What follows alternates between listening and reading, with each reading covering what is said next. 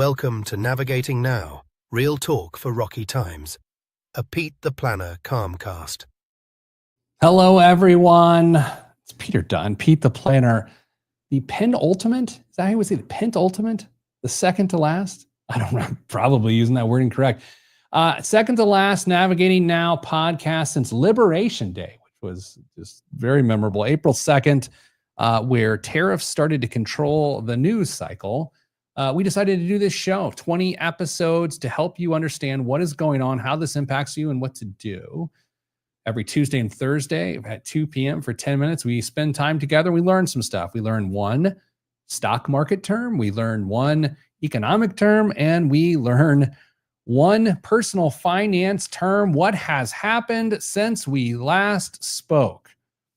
Well, let's talk about what's happened in the market and the economy. A lot has happened in politics, but that's not this show. Different show, not my show. Let's talk about that President Xi of China and President Trump of the United States had a 90-minute phone call. We covered that on Thursday. The market had a mild positive reaction to that. Nothing wild, but certainly mild. Living on the mild side, as no one says. Then yesterday, Monday, the 9th, both of those parties, both countries met in London for further trade talks. And I'll tell you, there is a massive wait and see going on right now. The market is just hanging out, quite literally hanging out, not knowing what to do. And I'm going to prove that to you today with one of our topics. First topic we're going to talk about today is the concept of volume. Not volume like my microphone is too loud, but volume as in how many shares of stock are being traded in a given trading day. We're going to help you understand what that means. Also going to talk about a trade deficit, which has, oddly enough, is why we're in this situation right now, good, bad, or otherwise, is concept of a trade deficit. And then one of the oldest, most classic personal finance terms everyone should know is net worth. So let's start with volume. Okay, so every day, we're going to talk about both a stock and then a market. Okay, so as you know, oftentimes when I talk about a market on here, I'm talking about the S&P 500, the Standard & Poor 500. It's a group of 500 different companies, 500 different stocks. So let's start with a stock. We'll pick Apple. Right? I know I always choose Apple primarily because it seems nutritious. So in any given day, Apple trades. And when Apple trades, it has what is called a volume, right? It is to say it certain number of trades trade in the given day. So it, by its nature of how these things work, it has what's called an average volume. And I'll see what the average volume here is for it. Always good to do it this way. 10-day average volume. And 52.4 million shares trade hands. And that is on a given day over the last 10-day period. Okay, so the way you can understand this is if today volume for Apple is significantly higher than 52.4 million shares on that day, let's say it comes in at 80 million shares on the day. What it says is investors have a lot of conviction and belief and confidence in that the trade they're making makes sense. Even investors, if you look at the massive investors, there's different levels of confidence. Sometimes you speculatively buy a stock or speculatively sell a stock. Sometimes you're thinking, this is absolutely going to hit and I'm excited to make this trade. And oftentimes the market, that is the market of investors, often feel the same way. And so when you go and you look at the volume going on, if it's a low volume or if it's at average or below the volume of the average, it can tell you that people are not confident, that they're kind of just waiting for something else to happen. As we'll talk in a second, that's exactly what's going on with the markets, the S&P 500. With all of this talk about trade negotiations and the fact that there was supposed to be 90 trade deals in 90 days, And right now, there's about a half of a trade deal done with the UK. And we are running up against a deadline, which I believe is 32 days from today. Don't quote me on that. We still have 89 and a half trade deals to do before other levels of tariffs can kick in. So what does that mean? It means investors, unless they start feeling confident that these deals start taking off, they're just going to hang out. They're just going to wait. We're not going to see these wild swings until we get more news because there's no new information. So let's just put a hat on the Apple thing for a second.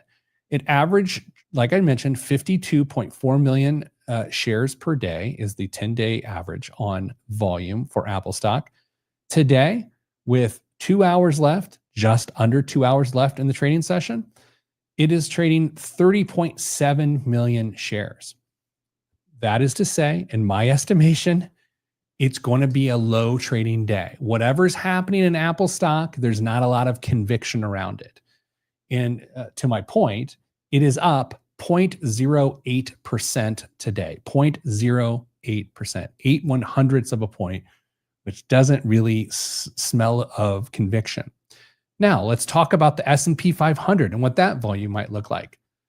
Let's talk about April 2nd, which was Liberation Day. The number of shares of S&P 500 was significant April 2nd through the April 4th. And then it's been pretty low since then. For instance, there is about 1/3 of the volume of shares traded yesterday than there was during that time. So again, there's not a lot of conviction. Volume can tell you about conviction. Good lesson there. All right, let's talk trade deficit, which is what got us in this mess.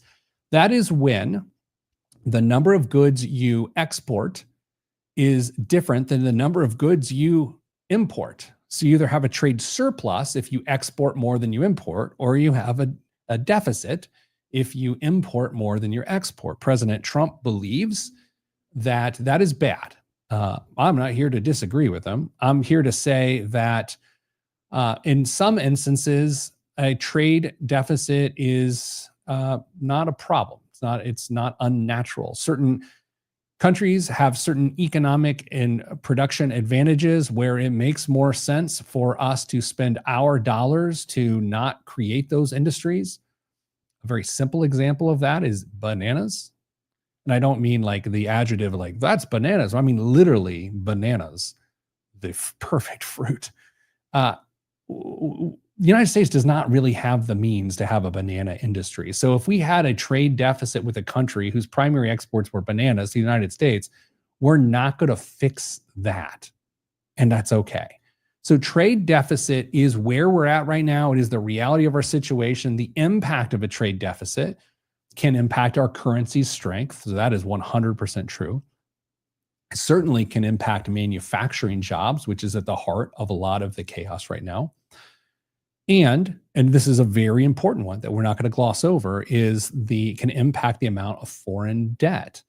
If your trade opponents own a lot of your debt, that's not exactly great from a leverage standpoint. Now, let's transition off to our personal finance action tip of the day. Net worth. Boy, is this old school. Okay, so you got a bunch of stuff, right? You got some assets. They might be financial assets. They might be art or collectibles. No one ever really has art or collectibles. So anyway, you have these things, and they have a dollar value. You add them all up, and those are called your assets. That's your asset amount on the balance sheet. Then you have all the debts you owe. It could be your mortgage, could be credit card debt, could be a car loan, could be student loans, could be medical debt, could be a personal loan, whatever. Net worth is when you take all your assets and then you subtract the value of your debts.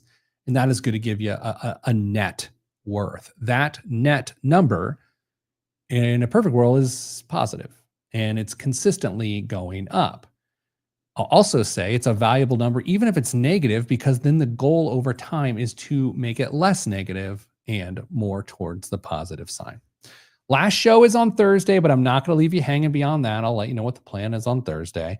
We're going to talk about a market bubble, economic expansion, and then the financial vision for the rest of your financial life. Boy, that was dramatic right here on the Calmcast. Oh, I almost didn't hit it today.